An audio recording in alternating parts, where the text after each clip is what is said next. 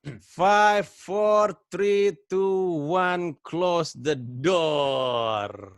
Panji, bukan Deddy Corbuzier, supaya yang punya slogan itu bukan cuma Deddy. Dia tidak bisa memonopoli 3, 2, 1, close the door. Saat ini gue lagi nyambung barengan dengan 4 orang yang gue pilih untuk ngobrol bareng sama gue dalam rangka perayaan 11 tahun gue nge-YouTube. Kemarin kan gue bikin kontennya tuh. Jadi gue minta orang-orang untuk kasih tahu di Instagram konten YouTube mereka konten YouTube gue yang jadi favorit mereka apa, habis itu gue pilih-pilihin. Masuklah 4 nama. Pertama Fernaldi Sugianto. Apa kabar, Bro?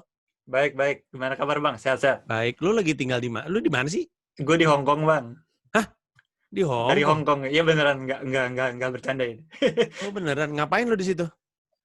Kemarin tahun lalu kuliah, sekarang udah kerja sih, baru Tahun hampir lalu setahun. kuliah, sekarang kejebak kerusuhan. Iya, ger.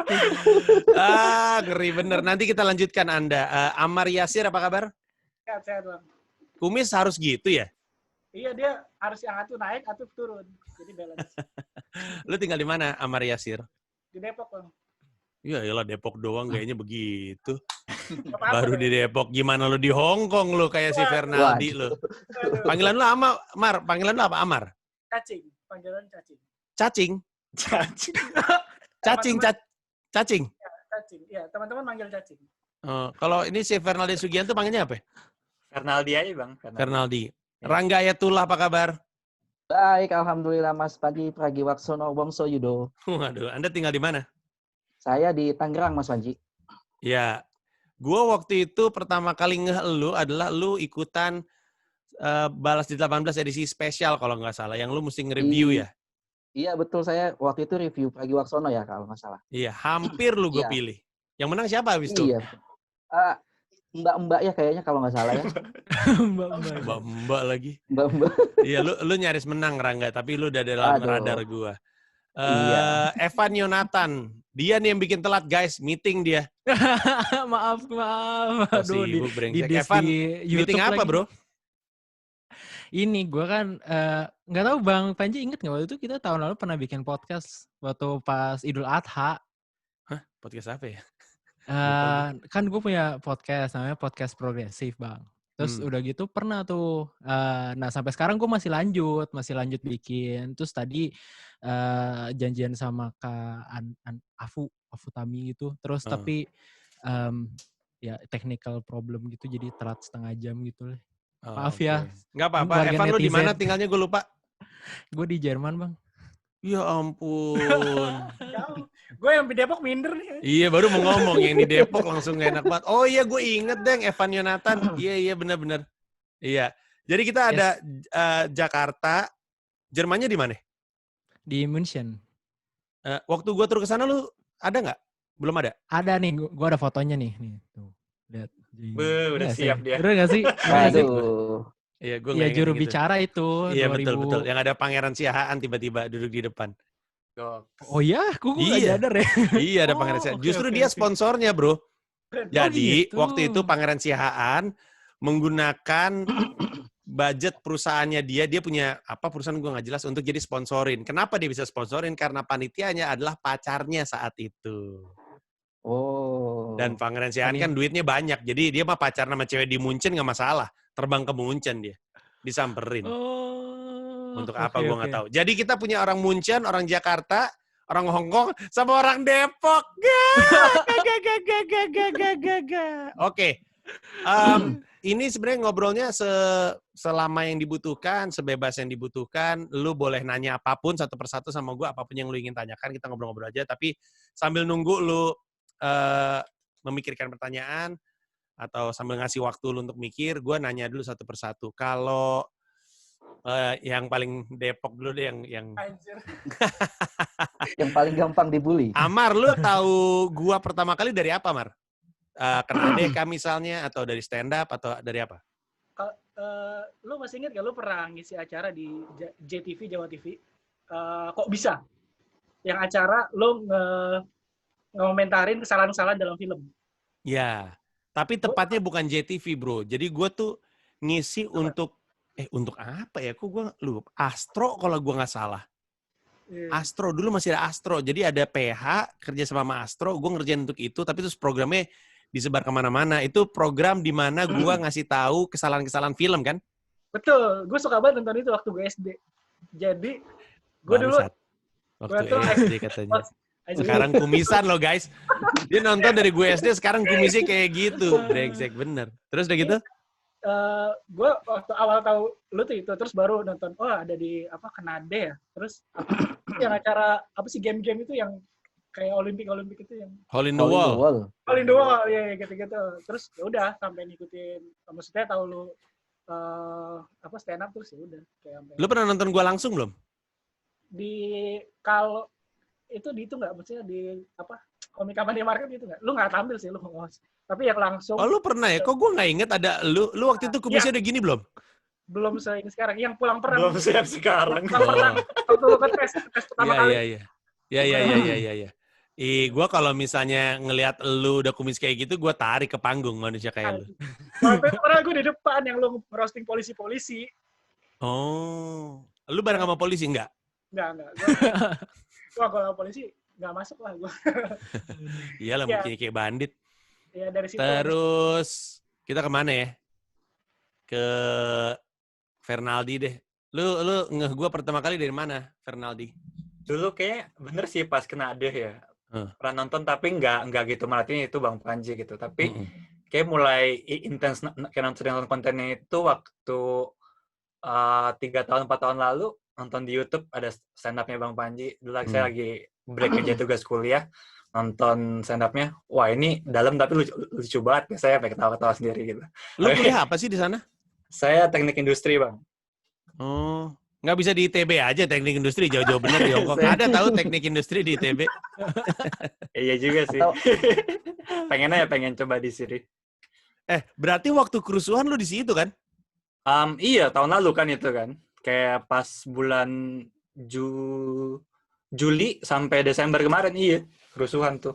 Nah, gue pengen nanya nih sama orangnya langsung. Separah yang gue lihat di berita nggak ya? Karena kan selalu tidak separah yang dilihat ya. Kayak Iya, orang Amerika ngeliat Indonesia gimana banget, padahal nggak terlalu. Kayak kita Ya. ngelihat New York gitu misalnya, atau Amerika Serikat dengan rasismenya di sana juga nggak gitu kerasa. Nah, tapi kalau Hong Kong ngeri banget soalnya video-videonya. Gila loh. Di sana, iya, dan iya, bandara, gue ngeliat banget, gue ngeliat ada video, ada orang marah-marah kayak turis. Marah-marah, please dong, nggak usah demo dong.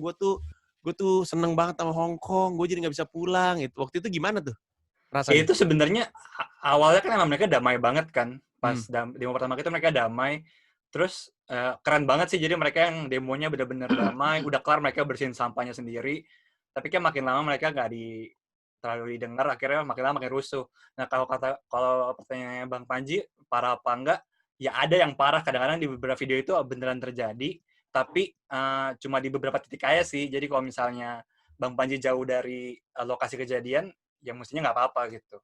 Jadi, tapi gue sih nggak berani. Gue ngeliat ada satu ya, stasiun bawah tanahnya tuh kayak MRT-nya namanya apa sih? Itu MTR ditutup. kalau di sini. Iya, gitu, banyak yang ditutup. Ih, ngeri bener gue. Itu pariwisata kedampak pasti ya? Kedampak sih, soalnya banyak turis-turis. Soalnya dulu tuh Hong Kong banyak banget turis-turis dari mainland gitu. Tapi sekarang jadi mulai berkurang sih, apalagi dari corona gini. Tapi sekarang jadi dampaknya jadi nyampur-nyampur sama corona, jadi udah nggak tahu lagi. Chaos. Iya, asli chaos. Tapi tahu nggak positifnya apa? Apa tuh? KTI Pasifik murah. Masa masih mahal, Bang? Berarti lu susah. Bisa jadi. Enggak, karena gue waktu itu pada zaman itu pokoknya gue lagi ngecek tiket, terus gue ngeratin, wah ini KTI Pasifik lumayan juga nih harganya, tapi gue malas kalau misalkan transit di Hong Kong terus nggak bisa keluar gara-gara, walaupun nggak mungkin sih ya. Sebenarnya alternatif aman sih, Bang, walaupun ada demonya, tapi kalau kita menjauh dari lokasi kejadiannya, benar-benar orang masih shopping, masih makan di luar, nggak ada masalah gitu. Jadi kayak misalnya demo di gedung DPR, Bang Panji ke tempat lain gitu ya nggak apa-apa ya, jadinya sih aman-aman. Oke, kalau gitu gue pindah ke Rangga. Rangga, lu gue pertama kali di mana? Lu tuh sebenarnya kerjanya apa sih, nggak kalau boleh tahu? Saya arsitek, Mas Panji. Pantesan ngomongnya kelihatannya ini loh, terstruktur, asik. Wah, kan arsitek ya, ngomongnya terstruktur. Iya benar, maksudnya ini orang ya. dari cara ngomongnya sih kayaknya pendidikannya rada oke nih, gue lihat-lihat nih. Oh, lu arsitek kuliahnya. Arsitek. Kerjanya apa? Desain. Jadi saya tuh kerja di satu konsultan arsitek. di Jakarta, di Pejaten dekat Gons. Oh iya? Jadi proyeknya kebanyakan proyek-proyek skala besar, komersial, mall, hotel, apartemen, ya Hmm. kayak gitu-gitulah sejenis itu. Oh, oke, nice. Terus udah gitu lu pertama kali ngeh gue dari mana? Ya, pertama kali kayaknya dulu emang semua orang kenal Mas Panji dari Kenadeh deh. Nah, Iya. terus pertama kali ngeliat Mas Panji stand up tuh di final Suci 1. Nggak lucu tuh Nah, gue. tapi masih iya.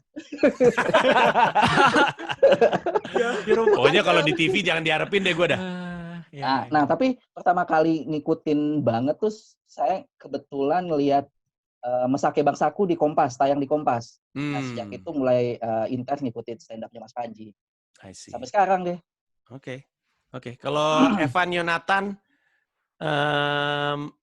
waktu gua ke Munchen, lu udah kuliah di sana. Terus sekarang kerja? Sekarang gue baru menyelesaikan skripsi, terus mulai Oktober ini mulai masuk kerja di sini. Lah, lama bener kuliahnya lu. Iya. Banyak yang nggak lulus gimana dong?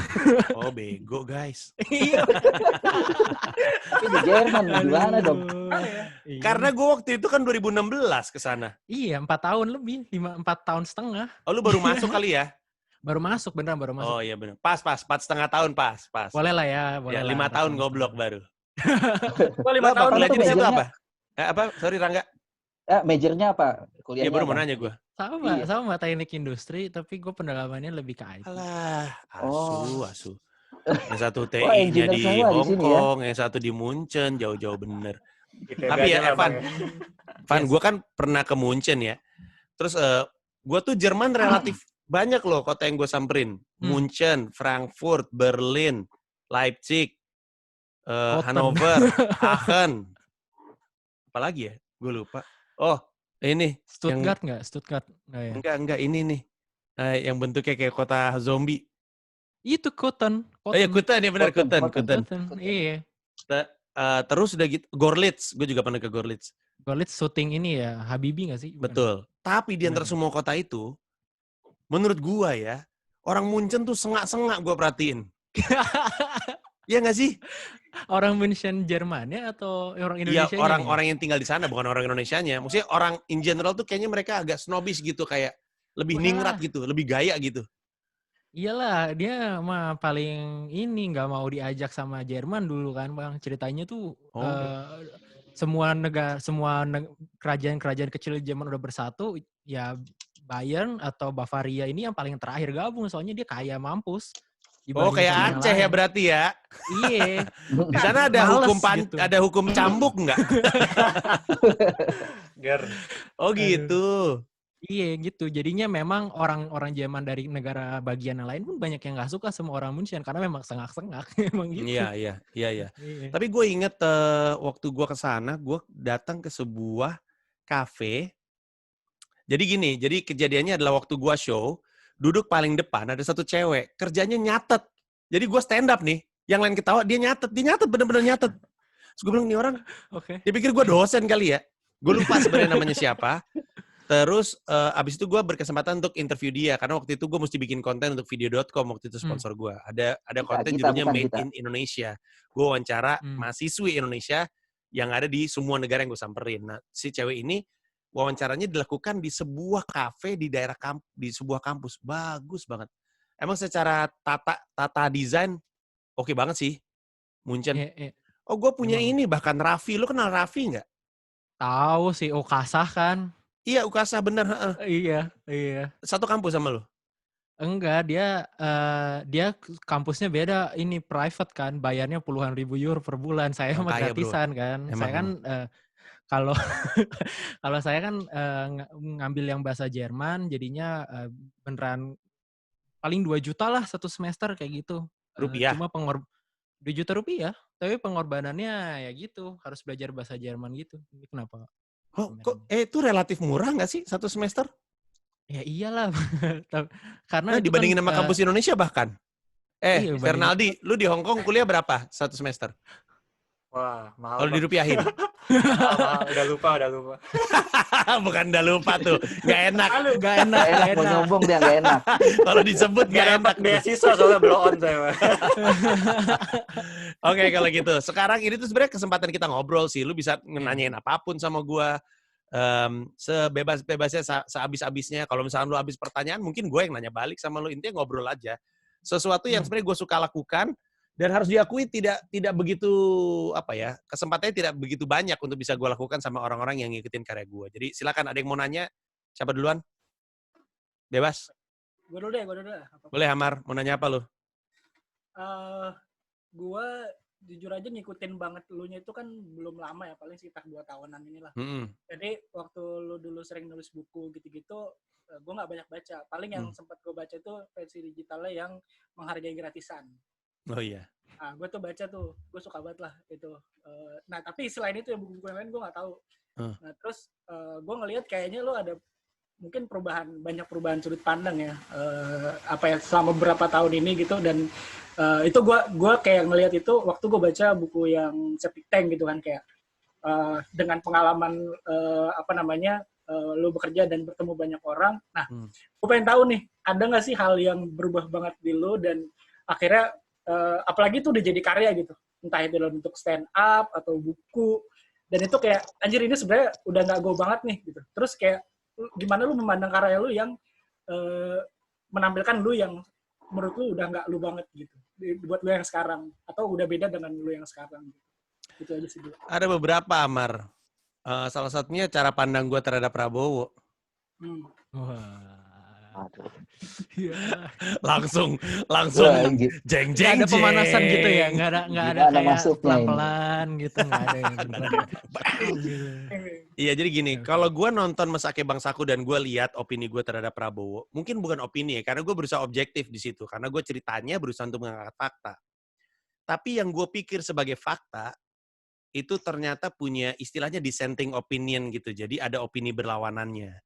Dan waktu itu gue ngomong hanya dari satu sisi.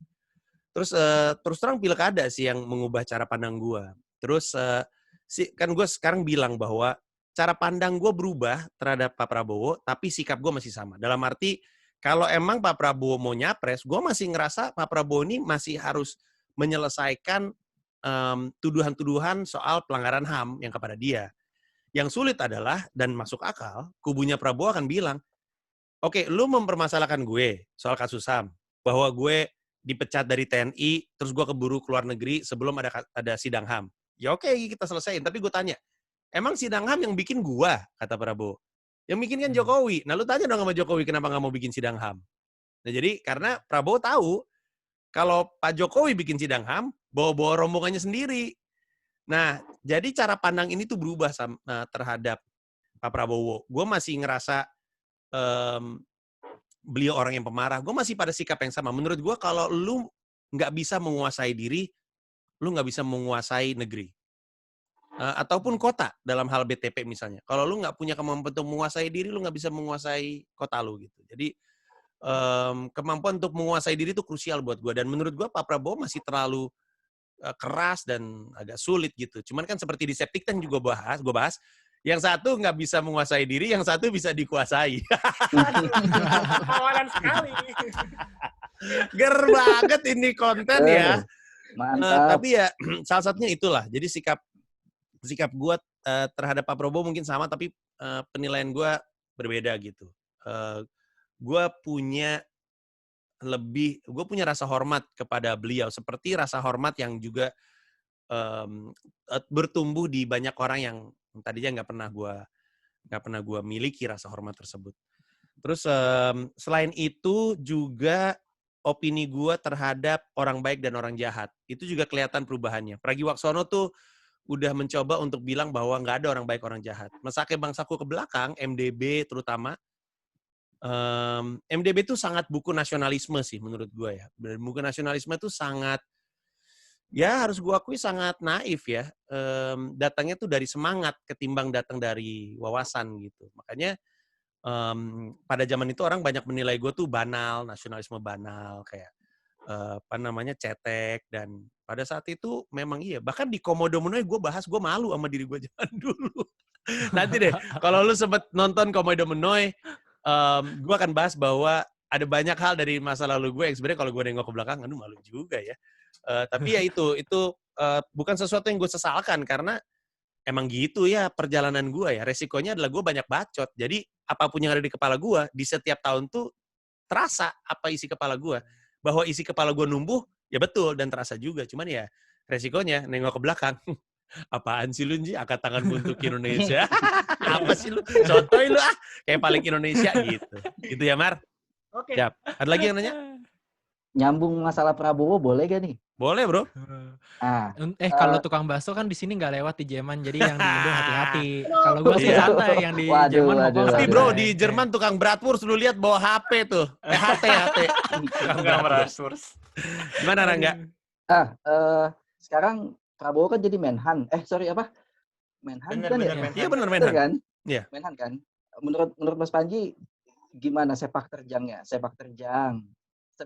Pak Prabowo? Nah, ini dia nih. Kalau lu nanya gua mah nggak ngebaca apa-apa sejujurnya. Nggak kelihatan. Nggak kelihatan bagusnya, tapi juga ya nggak kelihatan buruknya ya. Iya. Karena gue curiga ada kaitannya sama Pak Jokowi juga. Pak Jokowi waktu itu pernah bilang, tolong koreksi kalau gue salah ya, Pak Jokowi pernah bilang, ketahanan pangan tuh masuk Menteri Pertahanan. Coba baca deh, cari. Oh ya? Ada Iya, yang di berita. Iya, coba. Gue sambil Google ya. Terus Atau siapa deh yang Google deh? Ngapain? Makanya gue juga nggak ngerti. Coba si Evan ya. Jadi waktu itu Pak Jokowi bilang ketahanan pangan tuh masuk ke Menteri Pertahanan. Terus gue langsung bingung kan. Maksud gue kalau gue Pak Prabowo, gue kan bilang, perasaan gue angkat senjata bukan angkat karung beras. Kenapa jadi urusan gue ya kan? Jadi bisa jadi. Dan Pak Jokowinya juga udah bilang bahkan dari awal bahwa waktu ngumumin kabinet Pak Jokowi bilang, kalau Pak Prabowo bisa jadi lebih tahu daripada saya. Presiden bisa ngomong gitu. Bener, coba lu cek tahu deh. Jadi gua nggak nangkep nih Pak Prabowo nih prestasinya apa, kekurangannya apa, tapi pernah ada survei yang bilang prestasi dia oke. Nah, gue bingung terus terang. Itu baru kan yang keluar dari Carta Iya. Politika kemarin nggak sih itu? Enggak, ada lagi sebelumnya, ada lagi. Oh, Ada lagi. Itu Kalau Carta Politika kan baru nih. publik doang kan? Itu Iya, kan persepsi Evan, lu nemu publik, nggak? tapi. Yang gua maksud? nemu ini 14 Juli 2020 baru banget ya. Dia bilang apa? Jokowi, pertahanan bukan hanya alutsista, juga ketahanan pangan dari Nah, Tempo.co. Ger nggak tuh? Prabowo keluar masuk hutan loh, bro. Untuk membela tanah air loh. Tiba-tiba mikirin beras, pusing. Soalnya Tapi mungkin Menteri Pertaniannya sibuk bikin kalung corona, Bang. Ger. Ger. Jangan mentang-mentang Anda di sana nggak ada tukang mie yang megang HT ya. Tukang bapau. Tukang bapau megang HT. Kasih kalung aja, kasih kalung. Ya jadi sebenarnya gue nih agak terus terang ya, gue juga agak bingung nih menilai pemerintahan, karena kalau gue raba dari luar kayaknya sih banyak bingungnya di dalam, banyak bingungnya. Jadi kayak jabatan rangkap-rangkap kayak Pak Luhut aja tuh, Menteri apa? Maritim dan Investasi. Itu nggak Nggak nyambung gitu. Ya dibikin nyambung aja, ya nggak sih? Sama-sama berombak, Bang. Sama-sama berombak. Iya, kan? Sorry, kalau nggak salah Pak Luhut tuh Menko ya? Menko Kemaritiman. Menko Kemaritiman dan Investasi. Jadi, karena sifatnya koordinatif, di bawahnya ada banyak menteri-menteri. Jadi, maritim tuh bukan laut dipahaminya dari sisi pemerintahan. Maritim tuh dipahami sebagai, ya kan karena kita bangsa yang maritim, jadi sesuatu yang menyeluruh gitu. Ya intinya Menteri Justice League lah. Menkosaurus. Ya gitu, jadi kalau misalnya lu tanya sama gue sih kesulitan untuk menilai karena nggak kelihatan gitu. Tapi gue nggak yakin, gue ngerasa nggak kelihatan itu bukan hal yang baik ya. Nah, jadi ya kita nggak tahu lah. Yang penting jangan bocor-cor aja tuh anggaran. Kita tunggu aja. Oke, siapa lagi yang nanya? Gue ada, Bang. Boleh. Kan kemarin sering banget nonton kontennya Bang Panji yang selalu bilang jangan coba cari jawaban dari Bang Panji gitu kan. Soalnya Bang Panji itu komedian, jadi kalau mau cari jawaban ya ke politisi dan lain sebagainya gitu. Ya orang yang Orang yang lebih ahli lah gitu. ya. Nah, tapi kalau soal politik, Bang, saya kan sering nonton juga tuh Mata Najwa, nonton politisi di interview. Kayaknya kok saya lihat para komedian ini kadang-kadang lebih waras gitu ya, Bang, dibanding politisinya. Gitu. Kalau Bang Panji dapatnya gimana soal ini? Saya bingung karena. Nih, gue kasih tahu kenapa ya. Bukan cuma komedian, bahkan pengamat politik akan selalu kelihatan lebih waras ketimbang ketika mereka berpolitik. Gue kasih satu nama aja, Anies Baswedan. Sebelum dia berpolitik, opini itu kayak benar semua. Kenapa? Karena ketika lu tidak harus ngambil keputusan, lu bisa ngambil jawaban yang ideal. Sama kayak pelawak. Pelawak kelihatan lebih waras karena gue nggak punya beban. Nah, gue mah ngomong apa yang gue mau. Tapi kalau jadi menteri, gue jamin, sepinter-pinter lu, siapapun ini, ketika jadi menteri, pasti mengecewakan. Tahu nggak kenapa? Karena keputusan satu menteri nggak mungkin memuaskan semua orang. Dan bukan cuma masalah puas ya. Keputusan satu menteri nggak mungkin dianggap benar oleh semua orang gitu. Karena setiap orang tuh punya jalan masing-masing menuju kebenaran yang mereka yakini gitu. Ambil contoh gini deh, misalnya untuk memperbaiki pendidikan. Oke, jadi tujuannya sama nih, memperbaiki pendidikan. Nadiem misalnya ngambil jalan A. Bisa aja ada orang yang bilang, salah itu jalannya Nadiem, harusnya B. Dan orang ini tetap benar. Kenapa? Karena emang nggak cuma ada satu jalan menuju tujuan akhir. Semua jalan itu bisa benar, punya konsekuensi masing-masing. Ya ini mah tergantung bagaimana keputusan pemimpinnya aja.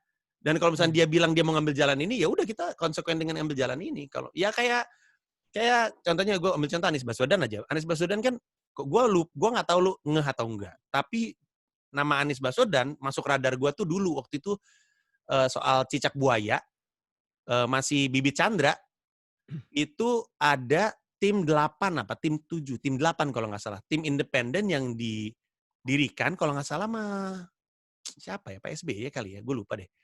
Sama presiden untuk kayak meneliti, memantau, memperhatikan dan ngasih rekomendasi lah gitu kurang lebihnya. Nah, Anies Baswedan tuh di situ. Wah, namanya bagus banget saat itu dan dia jadi juru bicara, ngomongnya juga bagus ya kan.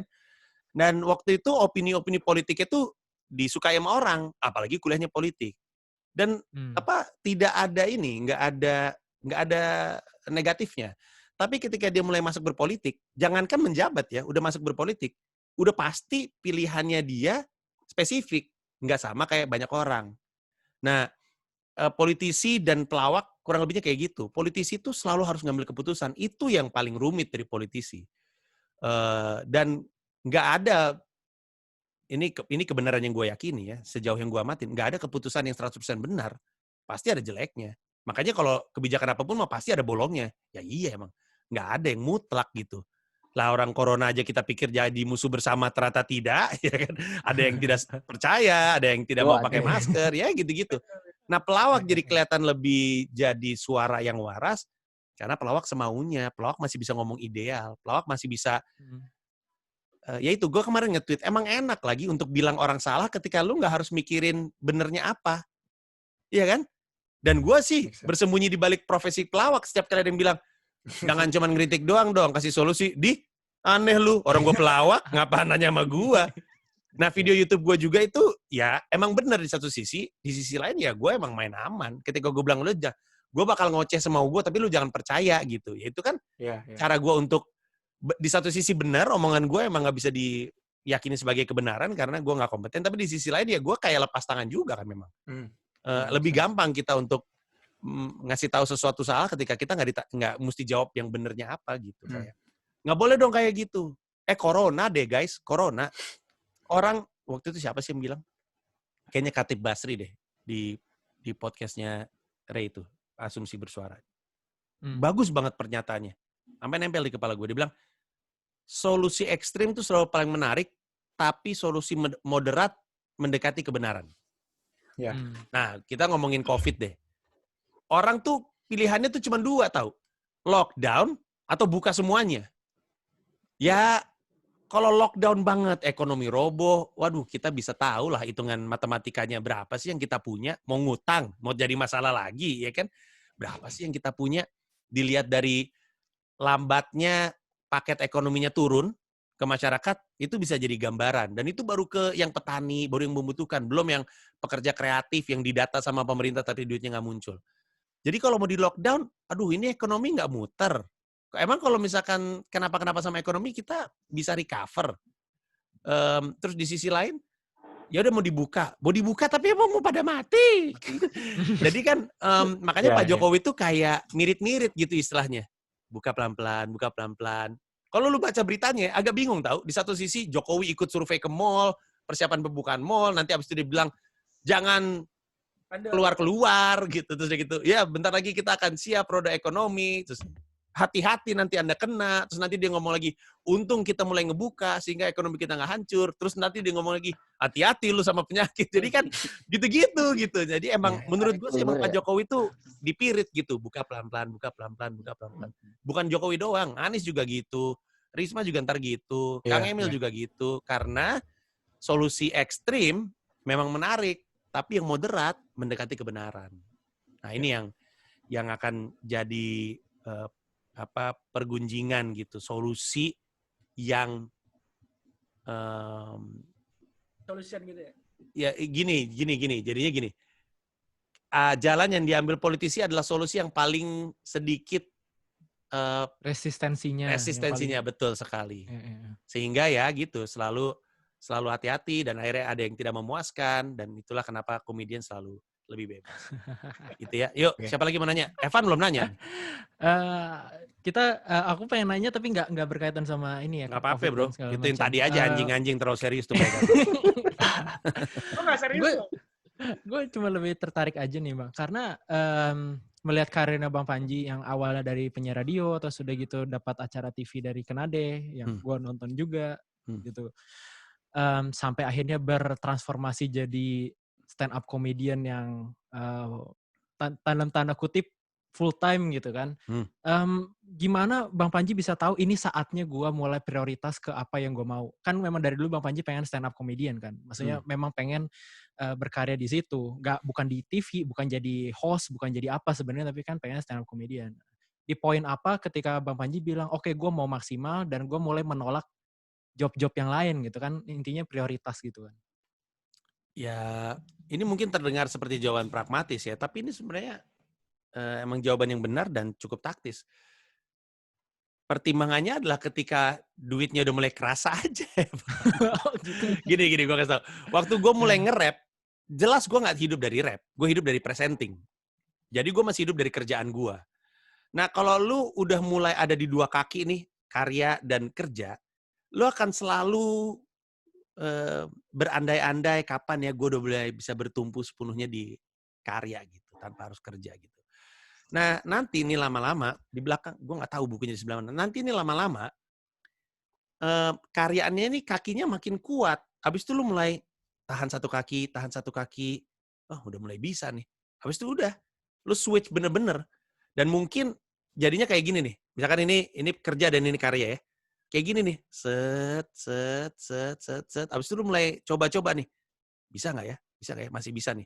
Habis itu lu tinggal sekalian. Nah, pada titik seperti ini, lu mesti sadar, penghasilan ini nggak ketika tadi gini nih. Jadi untuk kita mulai switching ke sini, kita merelakan pemasukan kita untuk sementara waktu, tidak setinggi biasanya. Tapi karena kita ngebaca trennya, progresinya gitu ya, pertumbuhannya, kita mulai bilang, kayaknya sih gue pede. Dan pada titik ini emang agak-agak ini sih, agak-agak gambling, tapi nggak terlalu ekstrim.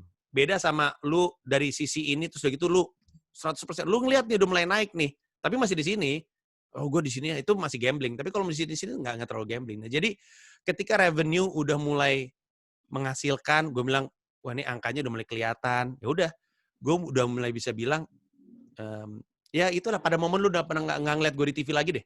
Disitulah momen ketika gue bisa bilang, udah gue di karya aja. Acara TV terakhir gue itu adalah 11-12.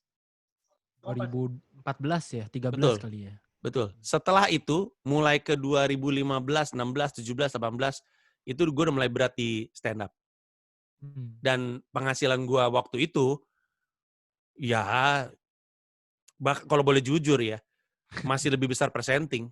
gue waktu itu total penghasilan gue dalam 1 tahun, kalau gue sebut, itu akan bikin orang, ngapain berhenti 11-12 lu duitnya kayak gitu. Tapi gue menemukan kebahagiaan dan ngelihat potensinya, dan gue tahu, gue bilang sama tim gue bilang, kalau gue nggak lepas nih kerjanya, gue nggak bisa lebih cepat bertumbuh di karyanya. Jadi gue beraniin aja, gue lepas, gue tinggalin, ya udah, gue double down di karya, dan di karya pun masih ada kerja, kayak corporate gig kan kerja ya hitungannya ya. Tapi bidangnya bidang stand up. Jadi ketika lu bekerja dengan mindset karya ya, akan tetap lebih bahagia gitu. Gitu kurang lebihnya. Siapa lagi nanya? Betul. Saya deh, Mas Panji. Boleh, Rangga. Dari tadi pada serius nih. Lu juga rehearsal Ini- gitu ya. Lu ya lu Dia gimana juga sih? ikut-ikutan. Ini si Amar yang mulai nih. Lu nggak serius-serius banget loh. Iya, ada patahin. Oke. Jadi tadi nyambungin ke si Mas Evan yang orang Munchen sengah-sengah ya. Sebenarnya ngelihatnya gampang. Lihat aja pemain Bayern Munchen di final 99 menit 90. Mukanya udah Tapi- sengah. Nah, tapi gini Mas Panji. Mas Panji kan pasti nonton final 99. Iya. By the way, saya MU juga ya. Nah, Posisi 3. Cie, mantap. Itu posisi 3 Selamat tuh ya. berasa juara, tahu nggak sih Mas? Selamat ya. Jadi Terus? karena Liga Inggris 2 tahun terakhir tuh ibarat kayak Liga Spanyol beberapa tahun yang lalu. Gimana tuh? Semua tim cuma berlomba-lomba buat jadi juara 3. Karena 1-2-nya udah pasti ya. 1-2 aja udah pasti. Nah, kalau buat Mas Panji nih lebih tegang lebih tegang final 99 atau final 2008, Mas? Oh, wow. Oke. Lu mesti sadar bahwa posisi gue sebagai fans United itu beda. Secara pertandingan, menurut gue 99. Secara pertandingan ya. Karena secara emosional tuh jungkir balik banget. Orang ketinggalan 1-0, sampai udah mau habis. Tiba-tiba stoppage time 2 gol. Wah, jungkir balik itu bukan main lah. Kalau 2008-2009 kan suspenseful karena ya seri aja terus sampai ujung gitu kan. Nah, tapi yang mesti disadari adalah posisi gue sebagai fans United itu lebih matang di 2008. Di 99, gue itu bahkan nggak bilang kalau gue fans United. Maksudnya nggak bilang secara terbuka. Gue nggak punya bajunya saat itu. Maksudnya belum mengafiliasi diri gue lah. Waktu itu gue pernah cerita bahwa gue nonton di Bandung di kontrakannya teman gue namanya Toma, senior gue 1 tahun di atas, satu kontrakan pro terhadap Munchen, cuman gue yang suka MU. Semuanya gitu. Di sini ada yang MU nggak? Udah Munchen. Terus gue sih sebenarnya fans MU. Di sini MU sendirian nih, digituin gue. Terus udah gitu, udah 1-0, gue udah happy lah. Itu beneran kayak tongkrongan yang nyaman kecuali buat gue. Tapi gue juga nggak terlalu tertekan karena ya gue cuman pilih MU gitu. Maksudnya bukan yang gimana-gimana banget. Pas waktu itu 1-1 dan muter balik 2-1, sepi 1 kosan itu. Sunyi itu, satu kontrakan sunyi. Gue juga mau jingkrak-jingkrak kagak enak kan. Gue masih sendirian ini bersama dengan orang-orang gitu. Dan jadi waktu itu gue nggak terlalu, maksudnya belum dalam banget. 2008 gue udah, jadi cukup deg-degan gitu. Tapi yang secara pertandingan lebih deg-degan itu menurut gue. Tapi yang mesti disadari adalah saat itu kita udah menang Liga kalau nggak salah ya. Liga Waktu udah kapan? 99? Enggak, 2008. 2009. Liga udah belum sih? Kayaknya udah deh, udah. Udah ya? Udah, karena itu 2 kalau nggak salah gelarnya. Liga sama Champions. Dan waktu itu gue ngerasa, wah kalau Champions menang gue anggap bonus. Tapi gue tuh selalu Premier League sih. Bahkan ketimbang Champions ya. Lebih ke Premier League daripada FA. Apalagi Carling, Community Shield. Katro. Gue sih lebih ke Premier League gitu. Gitulah. Jadi realitanya lebih deg-degan 2008, walaupun pertandingannya lebih deg-degan 99 sebenarnya. Iya, iya. Ya. Emosionalnya ya. Oke. Ayo. Gimana Bang Sancho Oh. ke Munchen? Ke MU? Kayaknya enggak deh. Gue ragu beneran. Si Sancho tuh kalau masuk tuh dia mainnya di mana sih? Jadi kan Di gue tuh posisinya Greenwood, iya. Jadi kan AMR gue dia. kan fans Dortmund Hmm. sebenarnya. Hmm. Wah, Oh, Kasihan sekali. Tinggalnya di Munchen. tinggal di Munchen. semenjak yang pelatihnya bawa si merah itu juara kan. Kayaknya namanya nggak boleh disebut ya. Gak apa-apa, sebut aja. Gue tuh Iya, suka Klopp dari zaman itu memang. Menurut gue Iya, orangnya ini, apa namanya? Menarik banget Klopp tuh. Iya, maksud gue personality wise Iya. menarik lah dia. Kayak Bagus emang ambisius banget gitu ya, ambisius banget kan. Ini juga apa invested in the game gitu, emosinya tuh kelihatan gitu, asik. Nah, terus udah gitu, Passionate gitu ya? Nah, Iya, passionate bener. si Sancho itu kalau di Dortmund itu dia mainnya pasti di kanan, tapi di kanan pun dia cuma lari. Kalau ada ruangan baru dia masuk, kalau enggak biasanya dia crossing atau enggak di tengahnya harus ada kayak misalnya kayak di MU ada Bruno Fernandes kayaknya cocok sih sebenarnya. Tapi kayaknya di MU udah ada Greenwood kayak gitu mah kayaknya nggak beda jauh deh. Kayaknya begitu Nggak, tapi aja. lu kalau merhatiin, gue nggak tahu lu nonton atau enggak ya, tapi kalau lu merhatiin United belakangan ini, kelihatan banget tipis mereka itu.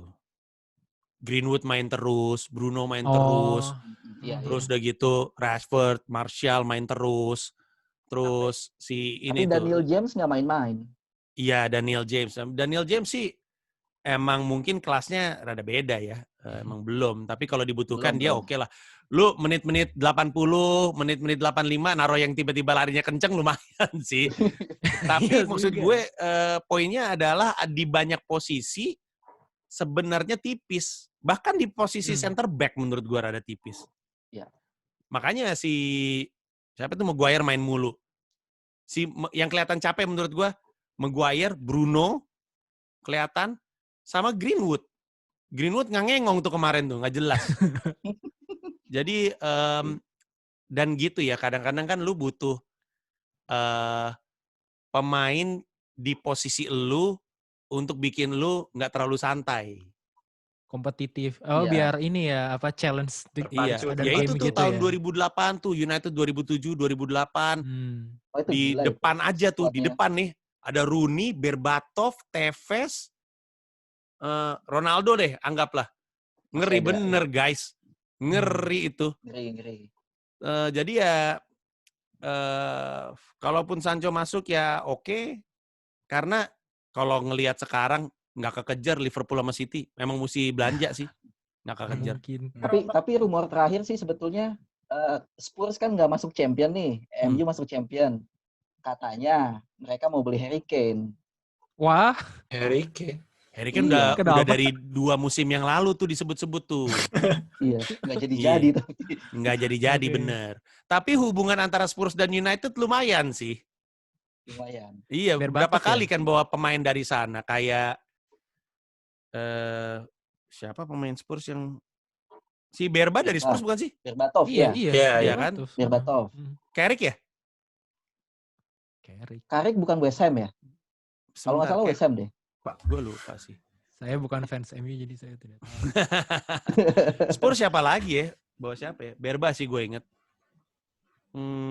Ya kalaupun itu terjadi, mungkin oke. Oh ini Sheringham. Oh, Teddy Sheringham.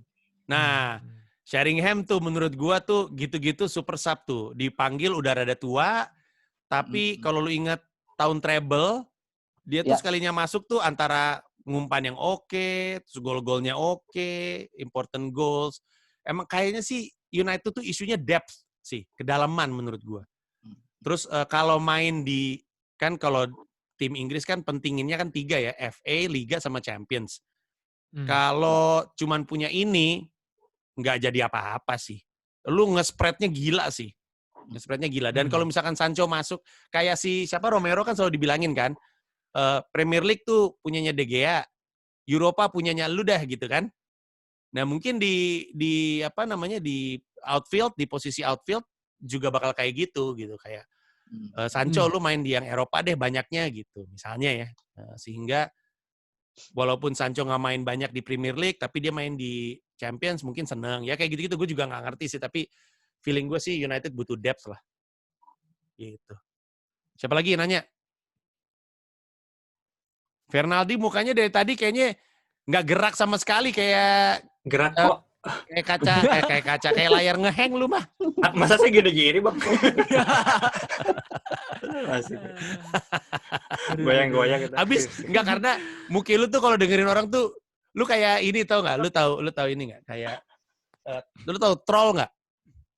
Troll yang makhluk troll itu. Ya animasi troll yang Tahu Justin tapi nggak Timberlake. nonton. Iya, tahu tapi nggak nonton. Rambutnya itu. Rambutnya. Iya. Dia jadi karakter utama yang si Justin Timberlake. Gue nggak nonton. Coba lu lihat, asal dicoba dibikin abu-abu deh.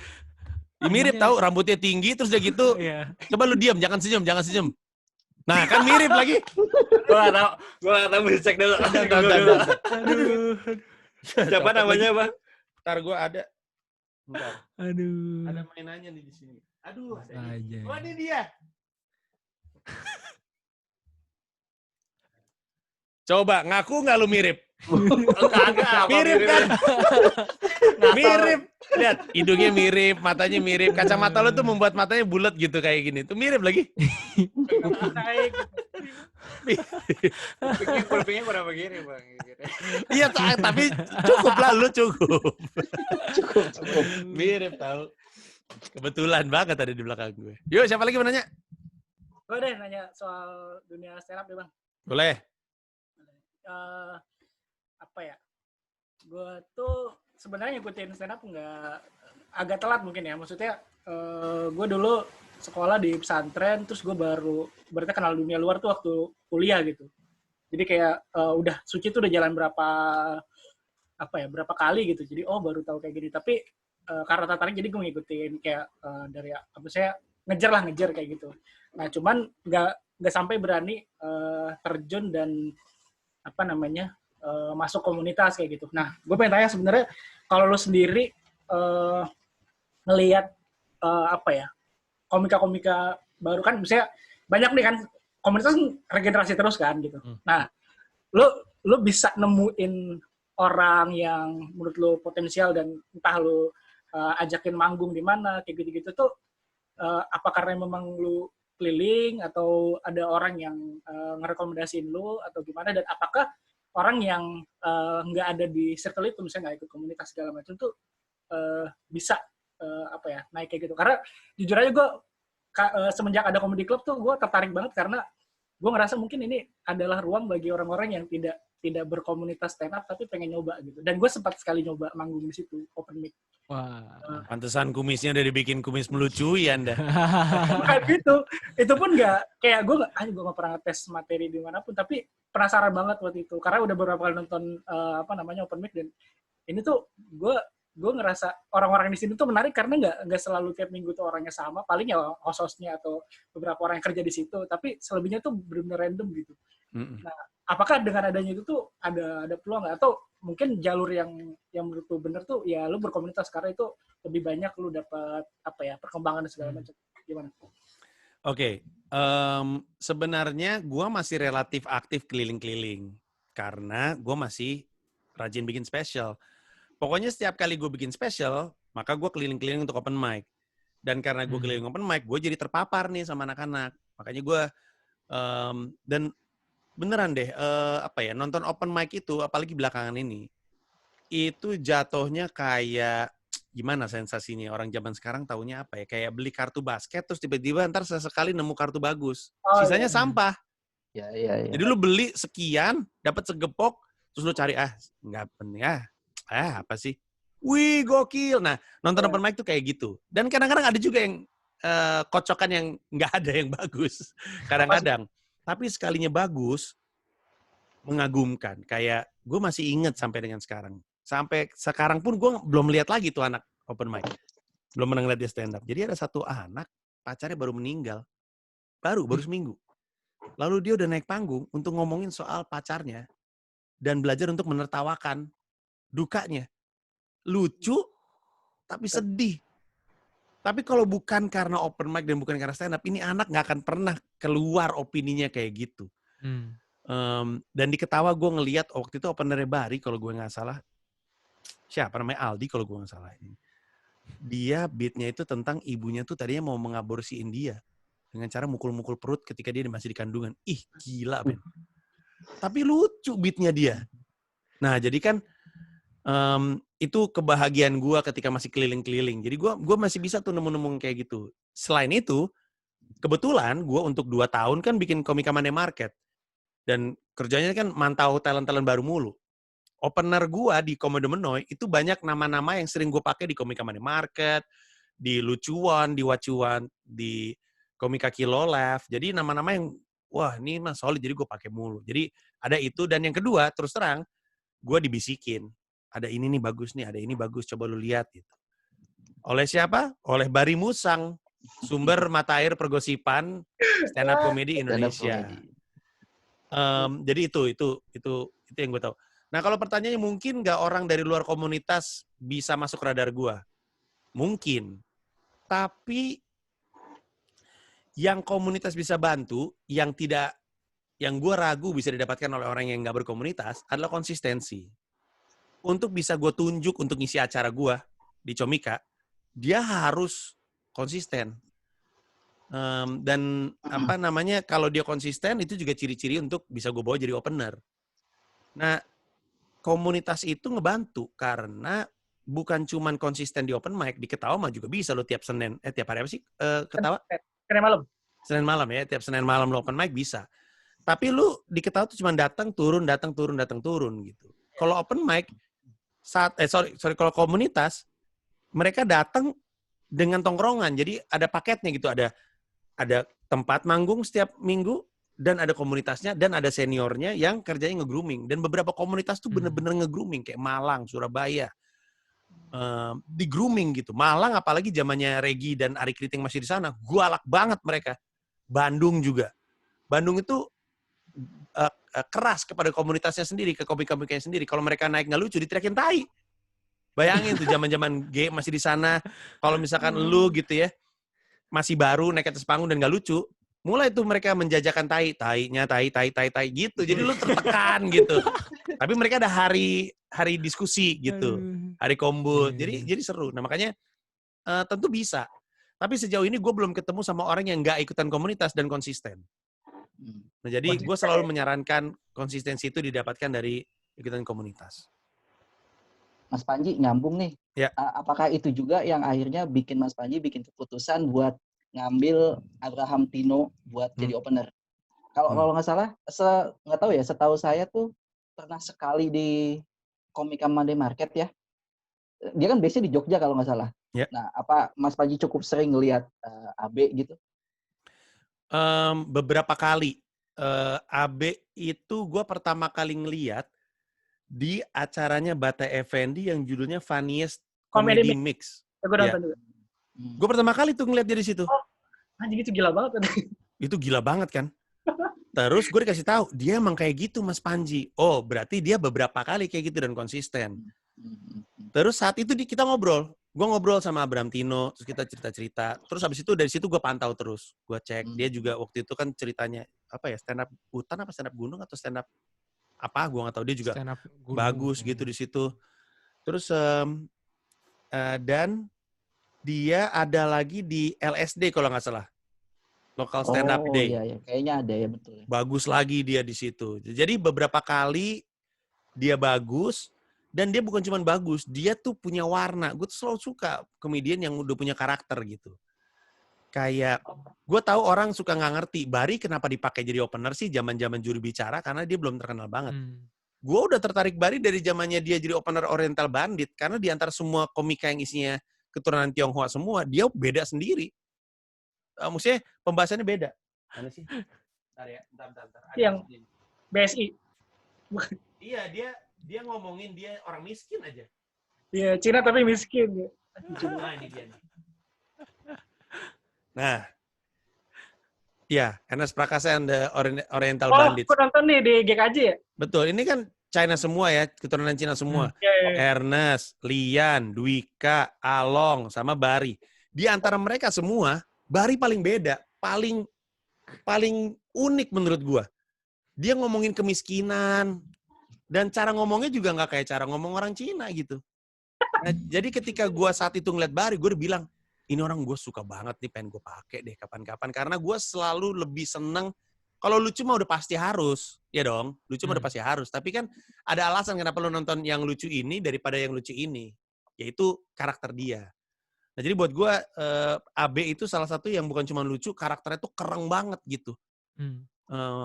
Menakutkan sebenarnya nih orang. Emang materinya ngeri, Pak. Duh, ngeri banget. Jadi ya gue pikir, ya udah gue ajak aja dia. Terus gue sih nggak, kebetulan Denpasar adalah kota yang kelihatannya bakal jadi nih. Jadi gue nggak sabar aja bawa dia ke Denpasar dan suruh orang Bali nonton dia. Bali kan slow banget gitu. Maksudnya lu kan kabur dari masalah biasanya ke Bali, tiba-tiba didatangi masalah dalam bentuk Abraham Tino. Nah, gitulah. Jogja mengelahirkan komika dengan materi seperti itu ya, gila ya. Iya, Jogja tuh menarik karena kotanya kota seni ya. Komikanya itu warnanya nggak sama loh. Kayak kalau Depok tuh pada masanya itu semuanya selalu absurd gitu ya. Kalau Bekasi tuh selalu what if gitu misalnya. Kalau Malang premisnya kuat gitu. Tapi Jogja nggak punya warna karena kotanya kota seni. Jadi semua tuh ada yang kayak Hifzi, ada yang kayak AB, ada yang kayak Ali Akbar, ada yang kayak Mamat. siapa? Mamat Jogja kan? Iya Mamat.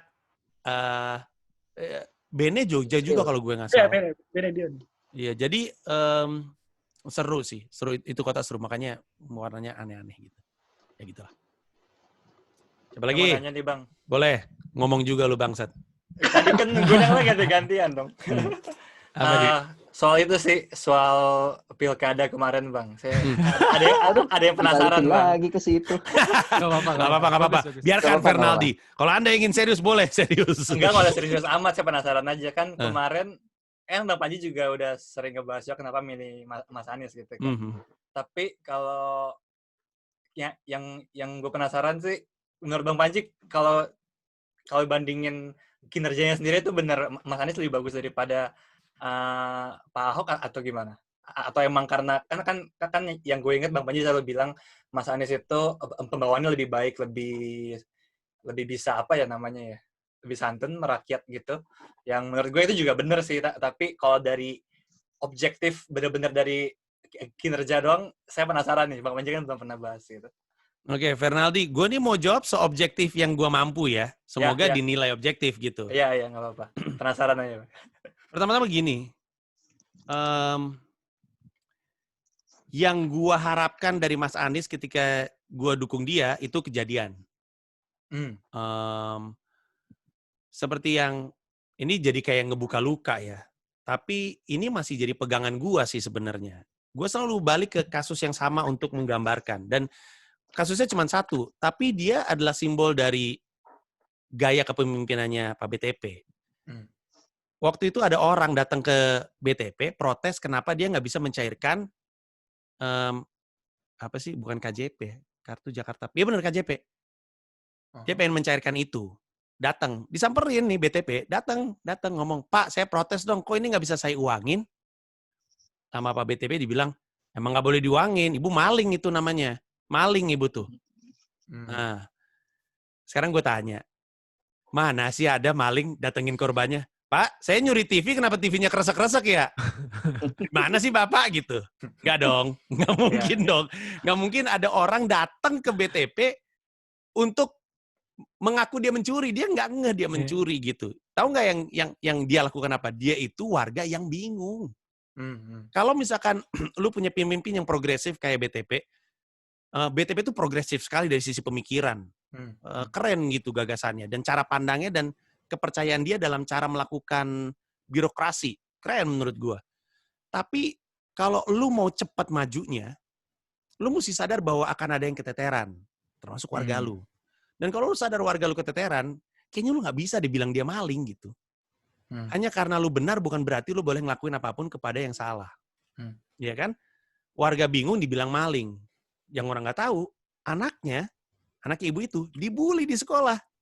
Karena ibunya dianggap maling. Nah, cara pandang seperti itu, dan ini gue tuh udah ngobrol, kan Anda tahu sendiri sahabat-sahabat saya kan dulunya anak buah PTP. Saya tahu nih cerita-cerita. Sering dengar ya. Iya, jadi saya tahu emang begitu perangainya gitu. Pak BTP itu hanya percaya dirinya sendiri. Ini bukan datang dari mulut orang yang di seberang BTP, ini datang dari mulut Kelihatan orang yang juga kok, bersama iya. dengan BTP. Iya, kelihatan. BTP hanya percaya dirinya sendiri. Hmm.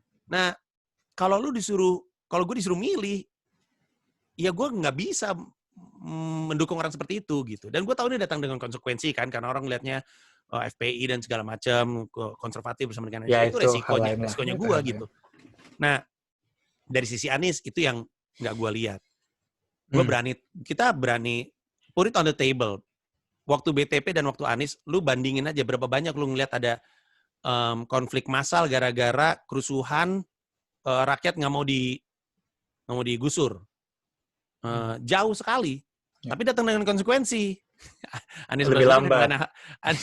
bukan cuma itu. Anies Baswedan bukan cuma dialog, dikasih penghargaan. Kata gue, setiap kali pembukaan lahan dikasih penghargaan, lama bener dong. Nggak jadi ya semuanya.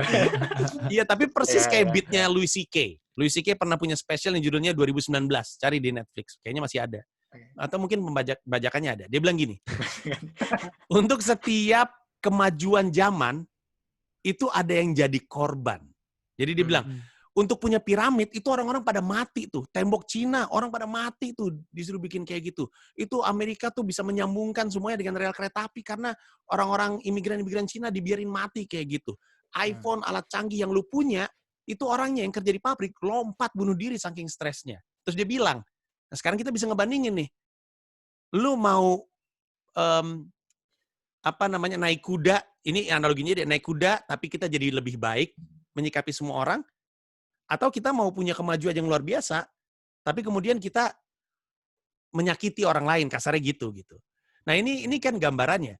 Kalau lu mau progresif luar biasa, ini ada yang keteteran di belakang dan jadi korban. Tapi kalau misalkan lu mau peduli sama mereka, ya kemajuannya jadi nggak terlalu cepat. Nah itu yang kita bandingin. Tapi dari sisi gue happy ngelihat Jack Linko.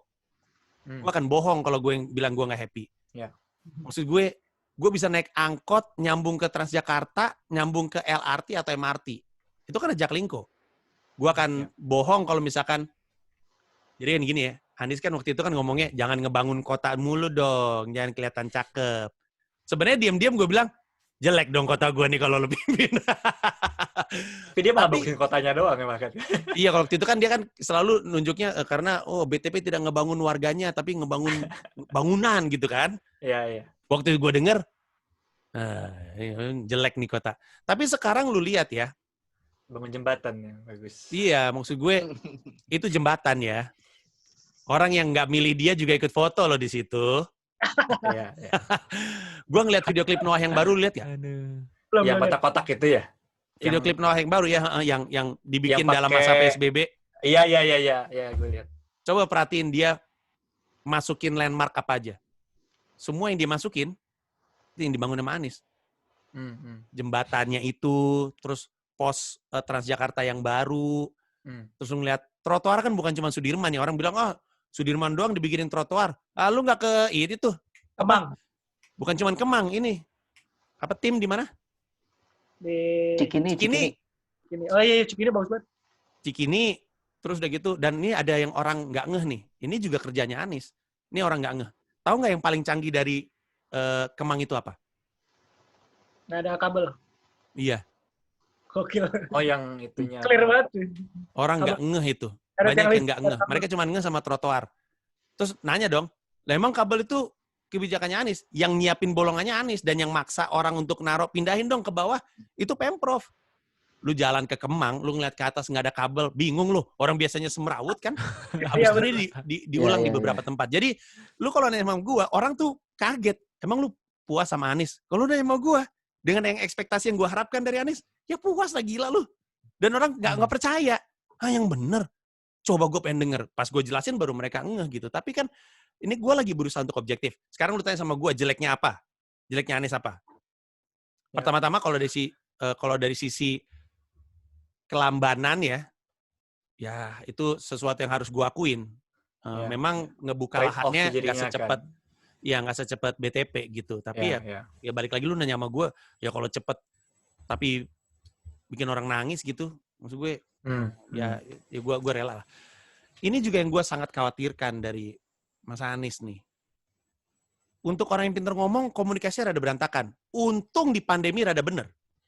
Untung. Ya, di pandemi ini dia lumayan oke sih, gitunya, Tapi lu cek penyampaiannya. ke belakang deh. Banyak yang rada-rada, Aneh bener.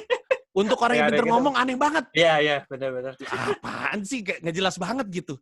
Dan Kemarin yang budget itu ya, itu juga kacau itu ya. iya, aduh. Ya gitu. Aneh Tapi saya tahu dia sebenarnya Pak Anies itu emang, dari dulu saya juga sempat nonton video dia yang apa sih, Indonesia Mengajar ya. Itu saya tahu dia orangnya bagus sih. Cuma saya kemarin berasanya dia salah nyalon aja. Kalau nyalonnya periode depan saya bakal pilih dia gitu. Dan ini kalau misalnya dibandingin sama BTP ya, BTP tuh jauh lebih apa istilahnya ya? Bukan taktis, lebih ini loh, set-set gitu. Ngerti gak sih? Ninja Bang ya. Gesit. Takbet ya. Sat-sat adalah jalan ninjaku gitu BTP gitu. Lebih tok gitu. Nah, kalau Mas Anies dari banyak cerita yang gue dengar, boro-boro mau set, orang masih ngeraba, emang iya. Kalau BTP kan udah pernah, sebelum gubernur, dia udah pernah jadi bupati, udah pernah jadi anggota DPR, udah lebih satset lah. Dan memang kelihatan satsetnya. Tapi kalau Mas Anies kan, satset itu gimana bisa diucapkan dengan tutur kata yang gemilang.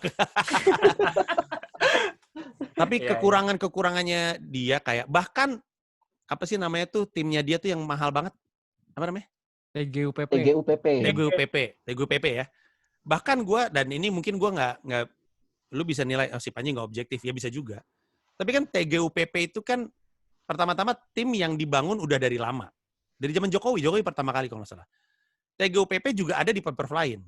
TGUPP itu intinya adalah, gua mau melakukan kebijakan-kebijakan, percepatan-percepatan, yang kalau gua ngikutin sama struktural dan cara-cara lama, ini pasti akan lelet lama, nih. Gitu ya. Gue bikin nih.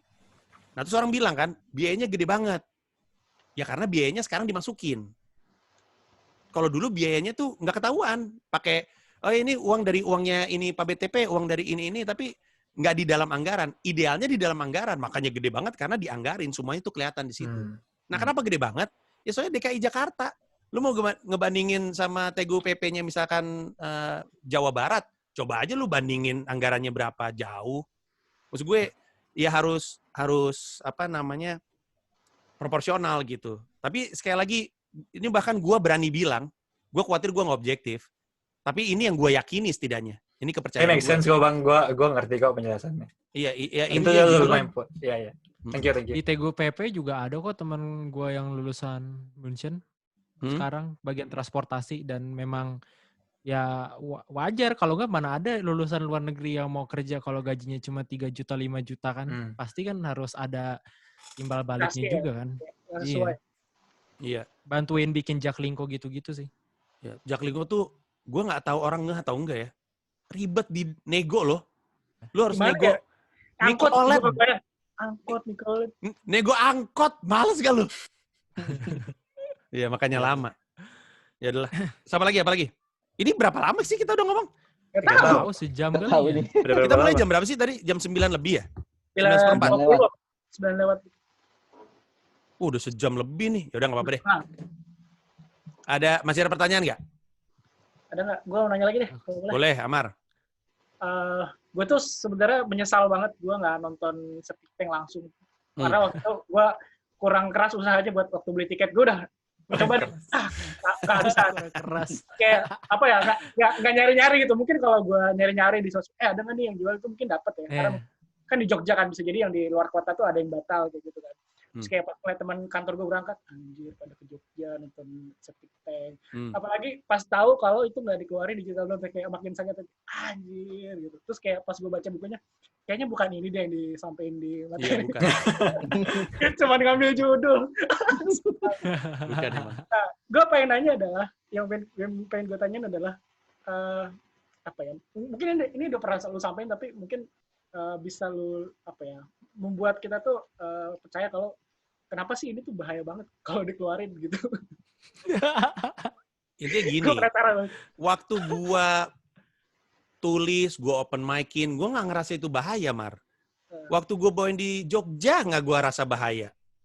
Waktu rekamannya jadi, gue kasih lihat sama tim, terus gue kasih lihat sama lawyer, mereka nggak pede. Gue kan, ya juga orang tolol ya, gue mau rilis aja. Cuman intinya gini, bayangin lu adalah pimpinan sebuah perusahaan.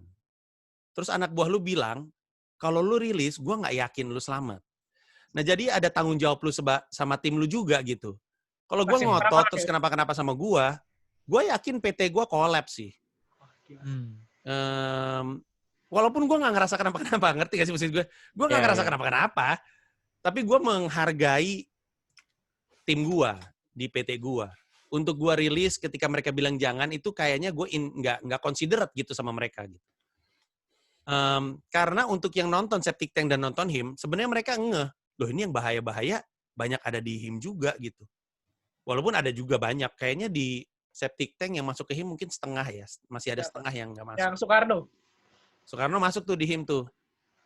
Nah, dan Soekarno, ya udahlah, nggak tahu mau tunggu waktu atau gimana ya. Moga-moga lah gue aman-aman aja gitu. Amin. Tapi gue sebenarnya lebih khawatir sama Komodo Menoy terus terang. Karena kalau Septic Tank tuh gue cuma nyebut nama. Komodo Menoy itu ada yang gue sebut dan bukan nama. Dan ya maksudnya nama, tapi bukan nama orang Indonesia. Aduh, kalau gue lanjutin bahaya nih. Tapi intinya, ya kalau lu nanya mau gue, Septic Tank mau gue rilis, tapi tim gue melarang. Terus kalau lu nanya mau gue, Komodo Menoy, gue juga pengen rilis, tapi otak gue bilang, kayaknya jangan janjiin deh. Makanya sekarang pembeli Diamond tuh nggak dapat digital download ataupun DVD.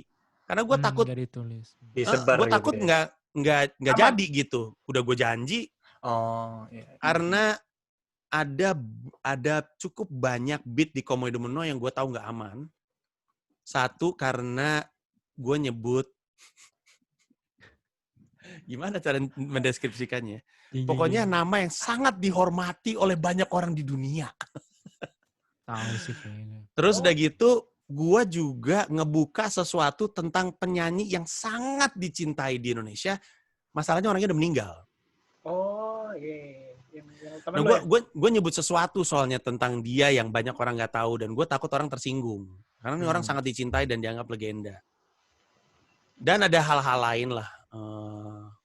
Gue cerita soal kejadian gue yang menyinggung orang. Dan ya malas aja kalau orang itu, pihak itu, tahu gue ngomongin. Nah gitu-gitulah. Jadi intinya gue nggak gitu pede. Lebih pede Septic Tank dari Komodo Menoy. Tapi terkait Septic Tank, gue sendiri pengen rilis, Mar. Cuman anak-anak gue nggak mau gitu. Tapi ada nggak kesempatan misalnya lu buka itu tuh kayak nonton bioskop gitu. Jadi yang tahu yang nonton aja terus pulang gitu. Jadi modelnya tuh nonton. Serem banget. Sejujurnya, Mar, gue pernah pikirin. Gue tuh sebenarnya lagi di tengah-tengah kerja sama si GV nih. Nggak tahu jadi, nggak tahu enggak. Tapi gue nggak tahu sih. Kapan-kapan deh, kapan-kapan.